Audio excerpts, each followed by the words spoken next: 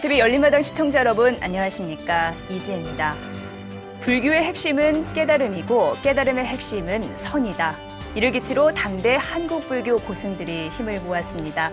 바로 일제강점기 선악원이 설립된 이유이기도 한데요. 이 한국불교의 산실 역할을 해온 선악원이 설립 100주년을 앞두고 준비에 착수했습니다. 오늘 불교TV 열린마당 이 시간에는 선악원 이사장 법진 스님과 함께 선악원의 역할과 향후 미래 모습 함께 조망해 보도록 하겠습니다. 스님 나와 계십니다. 스님 어서 오십시오. 네, 반갑습니다. 네, 안녕하십니까. 스님 새해가 밝았습니다. 네. 새해 준비로 선악원도 바쁜 나날을 보내고 있을 것 같은데 이렇게 나와주셔서 고맙습니다, 스님. 네, 감사합니다. 네, 선악원이 올해로 설립 91주년을 맞았다고 하는데요. 어떤 곳인지 먼저 간단한 소개를 좀 부탁드릴게요. 저희 재단법인 선악원을 한마디로 정의를 한다면 민족 불교의 산실이고 네. 성지고 정화불교의 산실이라고 말할 수가 있습니다. 네. 선악원이 설립될 당시는 한국 불교가 사실 일제에 암울했던 시절에 굉장히 어려운 시기였습니다. 네. 1910년에 경술국치가 있었고 1911년에 조선총독부에서 사찰령을 발동을 해서 한국 불교의 모든 사찰의 임명권과 그리고 재산권의 관리를 조선총독부에서 이제 관장을 하게 됐습니다. 네. 그래서 이에 맞서서 민족의 독립과 민족 불교의 수호를 주창하시는 성각자 스님들이 중심이 되어서 우리 민족 불교의 전통을 수호하고 한국 불교의 선맥을 계속해서 지켜나가자 하는 의미에서 이 선악원이 설립이 되게 됐습니다. 네. 이름만 들어도 불자들이 다 알만한 그런 유명한 고승 스님들이 이 선악원을 운영해 왔다고 들었습니다. 당시 어떤 스님들이 주축이 되어 왔나요? 우리 선악원이 설립된 것이 1921년도에 설립이 되었습니다. 네. 사찰령에 반대하는 스님들이 중심이 되어서 임재종 운동이 전개되었고 그 이후에 범어사 경성 포교사로 계시던 남전 스님, 서광사 경성 포교사로 계시던 도봉 스님, 그리고 석두 스님, 네. 또 기미 독립의 불교 대표로 계시던 용선 스님과 그리고 만해 한용운 스님, 그리고 망공 스님, 기라성 같은 이 큰 스님들이 저희들 선악원을 설립을 하게 되었습니다. 네. 그래서 저희들이 1922년도에 선우공제회라는 단체를 조직을 하고 그 단체에 79명이 서명 발기를 하게 됩니다. 네. 79명의 몇몇이가 다 고성대덕이고 또한 민족 불교를 주창하는 그러한 성각자 스님이라고 저희들은 생각을 하고 있습니다. 네. 그야말로 선악원은 한국 불교의 고승 열정 그 자체다 이런 생각이 드는데요. 선악원의 이 역사를 알아야 그 이해가 가능할 것 같다라는 생각을 해봤습니다. 선악원이 이 해방 이후에 불교 정화의 산실이 됐다라고 하는데요. 그 내용을 좀 설명을 부탁드릴게요. 사실 이 구한말 일제 통치 전에도 사실 숙류옥불의 정책에 의해서 스님들이 도성 출입이 금지되어 있었습니다. 네. 그만큼 불교가 사회에서 위정자들로부터 상당히 학대와 홀대를 받고 있는 그런 시기였대요. 그런데 1895년도에 일본 스님인 사노라는 스님이 고종 황제에게 진언을 해서 성녀들의 도성 출입이 해제가 되었습니다. 그 이후에 우리 스님들이 급속하게 좀 친일화되어 가는 그러한 경향을 띠게 되었어요. 그 네. 이후에 이제 사찰령을 발동하게 되었고 그러다 보니까 정말 민족 불교를 생각하고 하시는 큰 스님들이 이러다가는 한국 불교의 법맥이 다 끊어지고 네. 그리고 전부 다 한국 불교가 일제하에서 외세가가 됐구나. 그럼 우리가 스스로 나서서 이 우리 민족의 전통과 법맥을 지켜야 되지 않겠냐 하는 것이 이제 발단이 되어서 임재종 운동이 이제 전개가 되고 선학원이 설립이 되었어요. 선학원이라는 이 사찰이 마련되고 그 다음에 선후공제라는 인적 결속이 이루어지게 된단 말이에요. 네. 그리고 나서 이제 1934년도에 재단법인을 조선불교 설립 참구원이라는 재단법인을 설립하게 되고 그 이후에 이제 쭉 나아가서 1935년도에는 조선불교 선종 종원을 선포하게 되고 초대 종정의 망공 스님이 이제 추대를 되게 됩니다. 네. 그 다음에 이제 1945년도 해방과 더불어서 한국 불교가 격동기를 거쳐서 외석화된 한국 불교를 민족 불교, 우리 전통 불교로 다시 되돌리자 하는 정화불사가 이제 전개되게 되는 것입니다. 네. 네. 그래서 그 정화불사를 통해서 1962년도에 통합종단인 대한불교 조계종이 탄생하게 되는 것입니다. 네. 이는 이제 이것은 어찌 보면 그냥 단순한 흐름이 아니라 선각자 스님들이 벌써 선학원이라는 사찰을 만들고 그 다음에 선후공제를 만들고 그 다음에 재단법인을 설립하게 되고 네. 이러면서 민족 불교를 수호하는 전통 종단을 만들기 위한 초석의 작업이 이루어졌다고 볼 수가 있겠죠. 네. 예. 스님, 이 선학원의 현재 모습도 좀 들여다보고 싶은데요. 바로 조계종과의 관계라고 해야 될까요? 좀 전에도 말씀해 주신 부분이 있는데 좀 불편한 관계이지 않은가 싶습니다. 뭐 사실 2002년도에 갈등이 좀 봉합되지 않았나 싶은데 이 진통 어떤 과정을 겪으면서 현재까지 왔는지 간단한 좀 정리를 해 주십시오. 사실 뭐 조계종과 선학원은 뭐 불가분의 관계입니다. 네, 네. 뭐 재단법인 선학원과 또 선학원을 중심으로 한 역대 조사들이 없었다면 네. 과연 뭐 조계종의 탄생할 수 있었겠느냐 하는 문제에서부터 시작을 해가지고 네. 지금 현재 뭐 불편한 관계다 하고 뭐 말씀을 하셨습니다만 사실 여러 차례 종단과 재단과는 뭐 합의도 이루어 왔고 서로 많은 대화도 또 있었습니다. 네. 있었는데 사실 선학원이 설립할 당시에는 임재종과 친일을 중심으로 한 성녀들의 원종밖에 없었습니다. 네. 사실 뭐 조선시대가 숙류 억벌의 정책에 의해서 무종 산성 시대대 종파불교가 없던 시대였습니다. 네. 당시에는 조계종이라는 그러한 종단이 없었죠. 없었기 때문에 선학원 설립 초기의 정관을 보면 종단에 어떤 예속되어 있는 그러한 그 단체는 아니었고요. 한국 불교의 선수행을 중심으로 하는 스님들을 양성하고 보호하기 위해서 이제 설립이 된 것이 이제 선학원입니다. 네. 이후에 이제 통합종단이 발족이 되고 나서 이제 80년대에 이르러서 이제 조계종에서 선학원도 조계종 관장하에 들어와야 되지 않느냐 하는 네. 그러한 이제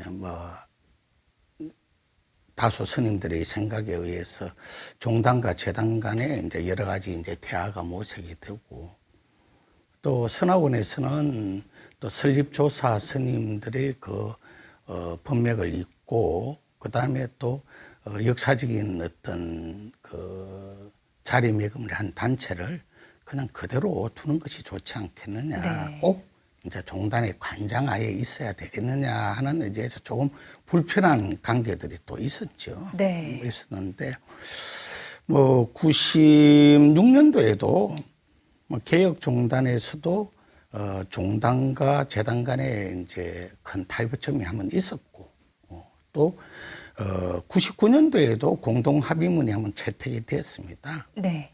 그러다가 2002년도에 종단과 재단 간에 이제 합의가 이루어졌죠. 네. 또 사실 뭐 선악원에 있는 대다수의 스님들이 또 조계종 성녀이기 때문에 같이 종도로서 종단 발전에 참여한다는 의미에서 이제 공동 합의문이 이루어지고, 그때 이제 선악원의 정관에 조계 종지 종통을 봉대한다는 부분과 네. 임원은 대한불교 조계종 성녀로 한다, 이런 부분이 이제 삽입이 되었고, 또 종단에서는 종법에 재단법인 선악원의 인사권, 재산권, 그리고 운영권에 대해서는 일체 관여하지 않고 선악원이 독자적으로 운영하는데 종단이 관여하지 않겠다. 네. 이런 이제 합의가 이루어졌습니다. 네. 이루어져서 종단과 재단이 뭐 갈등의 문제가 이제 해소가 되었는데, 네. 또 요거 근간에 들어가지고 또 종단에서 네. 또 새로운 법인법을 네. 제정하겠다. 즉 조계종 성녀가 관장하고 있는, 주관하고 있는 이 법인들을 종단 관장하에 두겠다는 법인법을 제정하겠다는 것 때문에 네.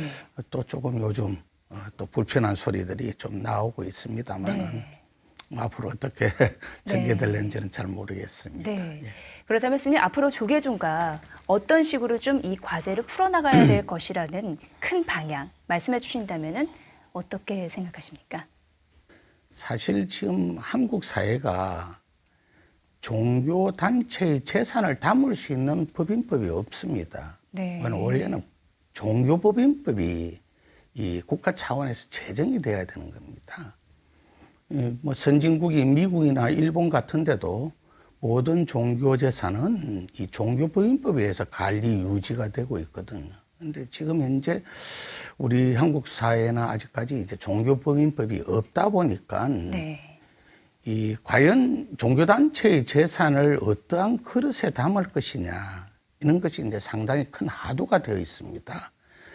그래서 지금 이제 저희들이 생각할 때는 뭐 자선책으로 민법에 의해서 설립되는 이제 재단법인법에 의해서 뭐 종교단체 재산이 이제 유지 관리가 되어야 된다는 입장이고, 네. 종단에서는 이제 사단법인 임의단체의 어떤 규약에 의해서 지금 이제 삼보정제가 유지 관리되고 있다. 그래서 저희들 생각에는 좀 더 종단이나 저희들 뭐 재단법인 선악원이나 대각회나 여러 뭐 법인들이 많지 않습니까? 네.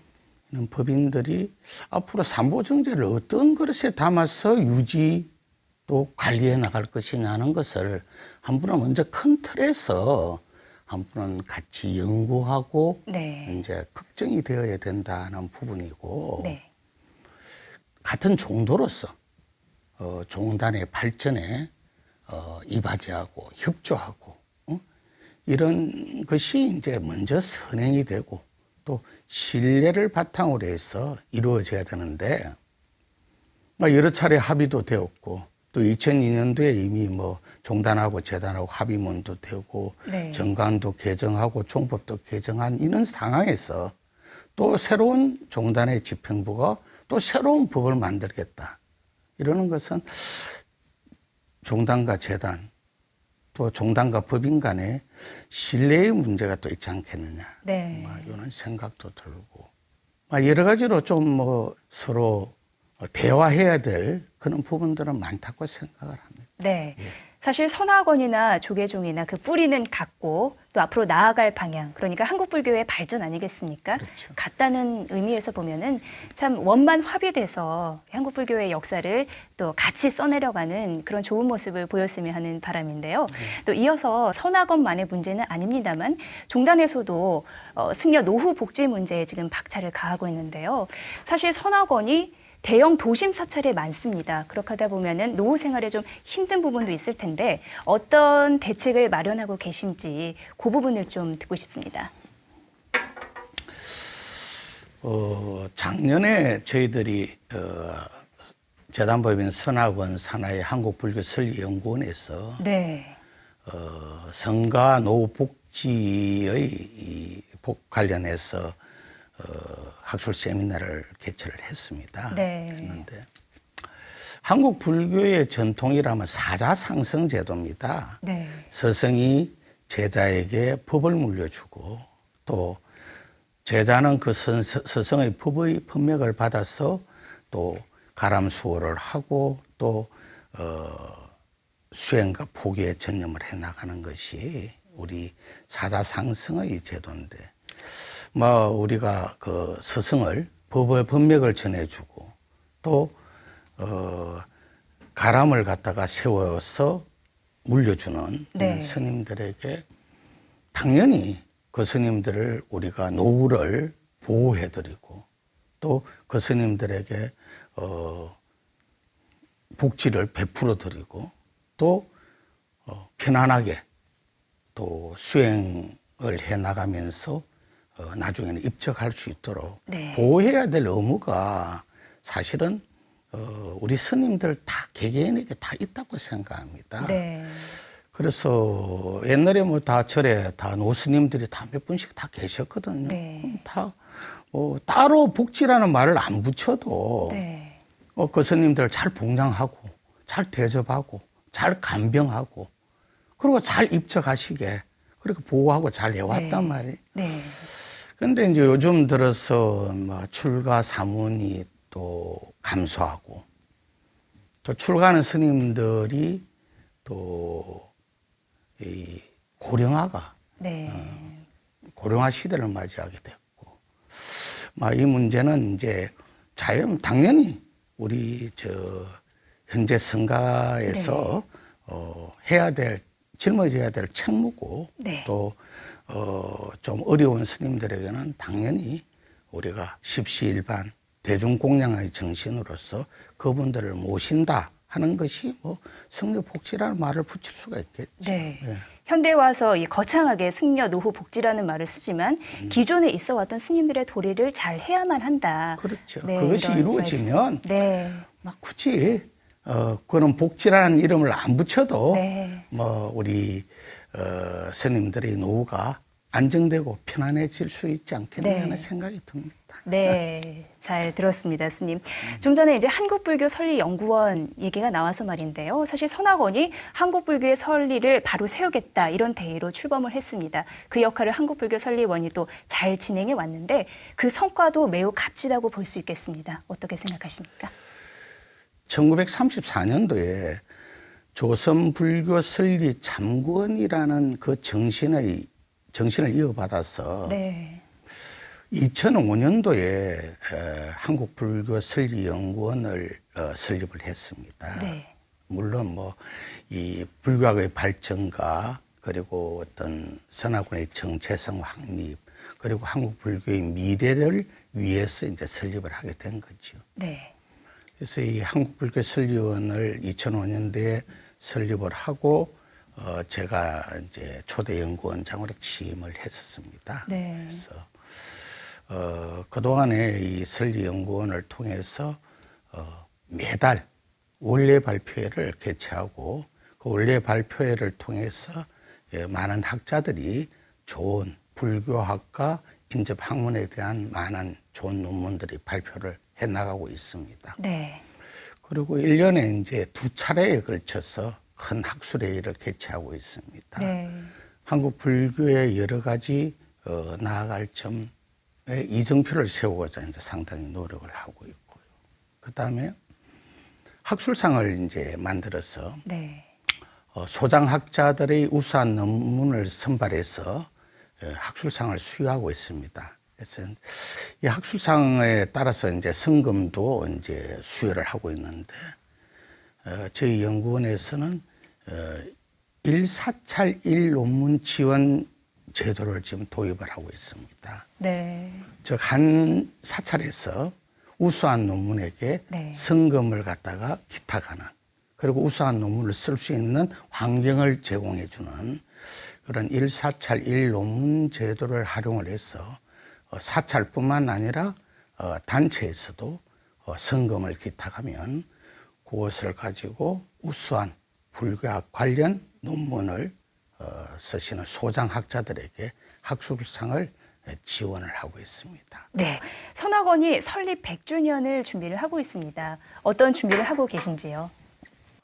선학원이 이제 1921년도 설립이 되었으니까 네. 이제 91주년이고 머지않아 이제 100주년을 맞이하게 됩니다. 근데 사실 이제 선학원의 역사가 한국 불교의 근대사라고 할 수가 있습니다. 그래서 선학원의 역사를 갖다가 좀 더 방대한 자료를 지금 정리를 해서 선학원의 역사를 좀 정리를 해야 되겠다 하는 부분하고, 사실 전에 그 조계사에 정화기념관이라는 것이 있었습니다. 네. 지금 말하면 외색 불교를 물리치고 민족 불교를 수호하고 새로운 통합종단인 조계종을 탄생한 것을 기념하기 위해서 조계사의 정화기념관이 있었습니다. 네. 그런데 그것이 없어졌어요. 없어지고 이래서 선학원에서 이제 100주년을 앞두고 선학원 100주년 기념관을 지금 이제 건립할 예정을 가지고 있습니다. 네. 그래서 그 기념관에는 민족 불교와 그리고 정화 불교의 여러 가지 자료들과 그리고 또 그 선사 스님들의 어떤 그 사상과 업적을 기리는 여러 가지 책자들, 그리고 남은 유품들, 이런 것들을 보관하고 또 전시해서 네.